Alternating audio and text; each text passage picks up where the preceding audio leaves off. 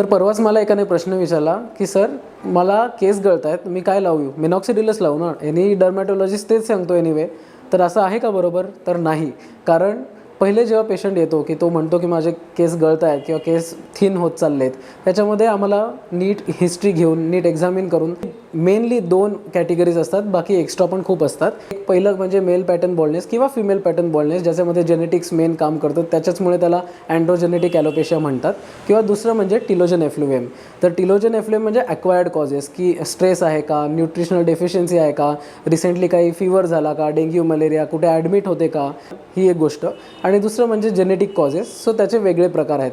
तर मिनॉक्सिडिल हे कुठल्यासाठी आहे हे नीट तुम्हाला असेस केल्यानंतरच दिलं जातं. त्याच्यामुळे रँडमली मिनॉक्सिडिल वापरायची गरज नाही आहे, पहिली गोष्ट.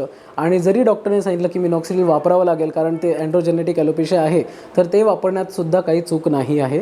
कारण याच्याचबद्दल अजून एक रील तुम्हाला शॉर्टली येईलच, त्याच्या मिनॉक्सिडिलमध्ये आपण डिटेलली गप्पा मारूया.